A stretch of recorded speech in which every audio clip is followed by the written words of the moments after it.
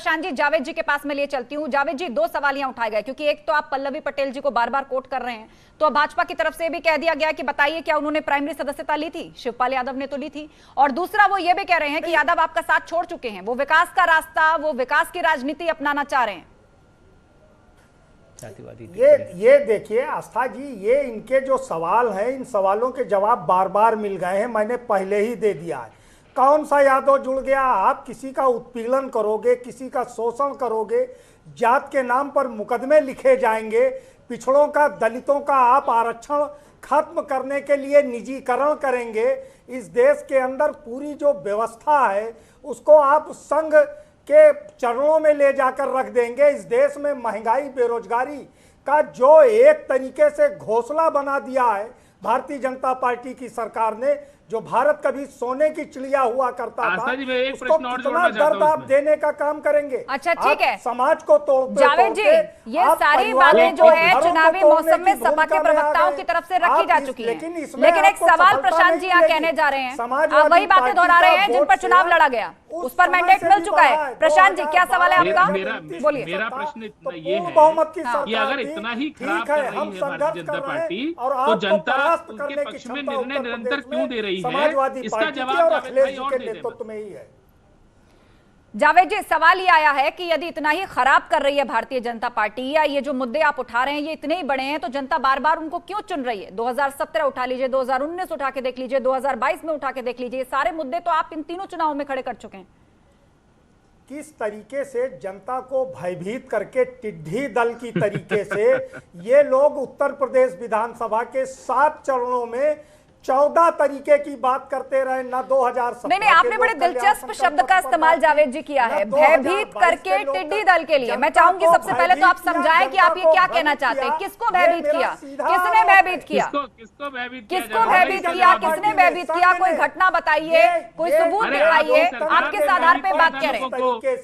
लोग आपकी सरकार के शासन से डरे हुए थे, लोग भयभीत थे अखिलेश यादव के शासन से, लोग भयभीत थे बिसाहड़ा कांड से, लोग भयभीत थे पत्रकार को जिंदा जलाए जाने से, लोग भयभीत थे राम वृक्ष यादव के कांड से, लोग भयभीत थे कैराना से, लोग भयभीत थे बुलंदशहर के सामूहिक बलात्कार से, लोग भयभीत थे मुजफ्फरनगर के दंगों से, लोग भयभीत थे अखिलेश यादव के नाम से। प्रशांत जी, जावेद जी, ठीक है, आप दोनों ने अपनी बातें रख ली। सीनियर जर्नलिस्ट मनोज मिश्रा भी हमारे साथ जुड़े हुए हैं, आप दोनों ने अपनी बातें रख ली। प्रशांत जी, जावेद जी, आप दोनों शांत हो जाइए।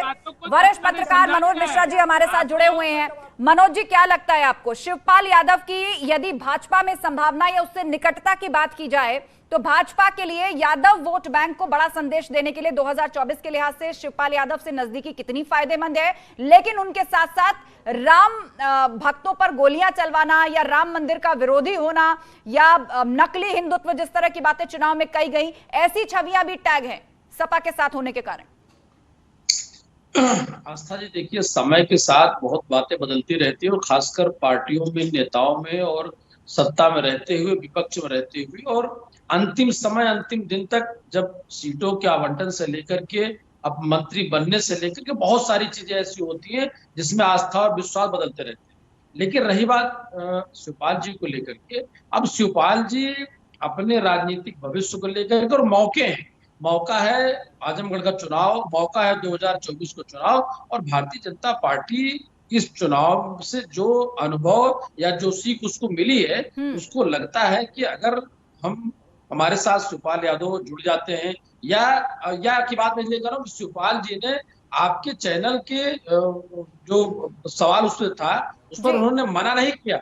उन्होंने ये कहा कि वक्त आने पर बताएंगे, अभी जवाब देने का समय नहीं है, डिनाई भी कर सकते हैं। और रही बात, एक ही पार्टी के 2 पैनलिस्ट बैठे हुए हैं, कभी सपा में दोनों लोग हुआ करते थे, लेकिन दीपक जी को और जावेद की बातों में मतभेद देखिए, जबकि चुनाव पूर्व दोनों लोग एक साथ हुए, इनके नेता वहां चुनाव लड़े। इसका मतलब, आस्था जी कमेंट कर लूं, इसका मतलब ये है कि ग्राउंड पर वो गठबंधन कह लीजिए या शिवपाल जी को वहां जाना इनके लोगों ने स्वीकार नहीं किया। परिणाम आज के डेट में शिवपाल भी कहीं न कहीं एक बेहतर विकल्प तलाश रहे हैं, और बेहतर विकल्प में सपा हो नहीं सकता, खुद की पार्टी का वो स्तर नहीं है। भारतीय जनता पार्टी में उनका या उनके पुत्र का भविष्य में तय हो सकता है, सीटें भी मिल सकती हैं, राज्यसभा से भी जा सकते हैं, सांसद ही बन सकते हैं, या 2024 ठीक है। ये कई तरह की संभावनाएं हैं और ये कई तरह के विकल्प हैं जो शिवपाल यादव के लिए आगे हो सकते हैं और उसी की हम लगातार चर्चा कर रहे हैं। दीपक मिश्रा जी प्रसपा प्रवक्ता हमारे साथ जुड़े हुए हैं। दीपक जी, बार बार आप लोग अपमानित होने की बात कहते रहे कि हमें मुकम्मल सम्मान नहीं मिला, हमारी जो वरिष्ठता है उसको सम्मान नहीं दिया गया, तो क्या ये आखिरी मौका था जो प्रसपा ने सपा को दिया था या शिवपाल यादव ने अखिलेश यादव को दिया था चुनाव में साथ आके, और अब आप देख चुके हैं कि कोई संभावना अब आगे नहीं बची है, अब प्रसपा या अखिलेश यादव और शिवपाल यादव का एक साथ कोई भविष्य नहीं है, ये गाड़ी नहीं चलने वाली?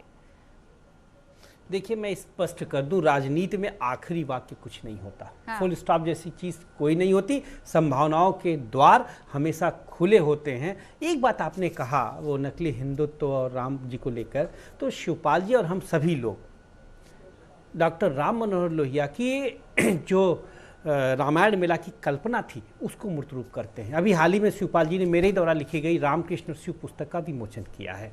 तो नकली और असली हिंदुत्व की बात नहीं है, लेकिन एक चीज तो स्पष्ट है कि लोहिया जी और जयप्रकाश जी की विरासत को भी तो बचाना है। जब आप हमारी बात सुन ही नहीं रहे हैं तो हम कैसे आपके साथ मिलकर इस जन संघर्षों को की धार तेज करेंगे? शिवपाल जी ने कभी यह कहा कि हमें नेता प्रतिपक्ष बनाओ? शिवपाल जी ने तो खुद कहा, जब उनके पास अवसर भी था मुख्यमंत्री बनने का, जब नेताजी केंद्र में थे, अखिलेश जी सांसद थे, ये पहले तब की बात है, वो चाहते तो बन सकते थे, लेकिन उन्होंने कहा नहीं, नेताजी ही बनेंगे, और नेताजी से हठपूर्वक यहाँ लाकर उत्तर प्रदेश का मुख्यमंत्री के रूप में मतलब उनका साथ दिया था। प्रस्ताव खुद ही रखा था। अच्छा होता। और करहल में जब ये चुनाव प्रचार करने गए तो कोई कैंडिडेट बताइए जो ये कहे कि मुझसे ज्यादा वोट मेरे भतीजे को या मेरे साथी को या मेरे नेता को दो। ये शिवपाल जी ने कहा, और कहा कि ये करहल वालों जसवंत नगर से ज़्यादा करहल से अखिलेश जी को जिताना। ये और बात है कि करहल ने 60,000 से जिताया और शिवपाल जी 90,000 से के अंतरों से जीते। अब एक ही प्रश्न है कि आप सहमति के साथ, सर्वतोन्मुखी सोच के साथ, सामूहिक नेतृत्व के साथ समाजवादी आंदोलन को मजबूत करिए। हम तब भी प्रण प्राण के साथ आपके साथ थे, अब भी प्रण प्राण के साथ आपके साथ हैं, लेकिन सवाल हमारे उन कार्यकर्ताओं के भविष्य का भी है जो शिवपाल जी में आस्था रखकर, हम लोग की उंगली पकड़कर राजनीति की दहलीज में आए हैं, अपनी सुख सुविधाओं की सेज छोड़कर। ठीक है, चलिए, आपने कई बड़ी बातें, वो जो निर्णय करेंगे वही निर्णय शिवपाल जी का होगा। प्रसपा के कार्यकर्ताओं का भी सवाल है। सवाल यहां पर शिवपाल यादव के बेटे के भविष्य को भी लेकर है और उनकी भी अब आगे राजनीति किस दिशा में कैसे चलेगी, किसके सहयोग से चलेगी, वो किसके साथ जाकर खड़े होंगे, उस पर भी है। जावेद अहमद जी, इस बात का जवाब दीजिए कि अब 2024 ज्यादा नजदीक नहीं है। अखिलेश यादव ने अपना पूरा फोकस उत्तर प्रदेश पर रखने का मन बनाया है, नेता प्रतिपक्ष की वो भूमिका में है।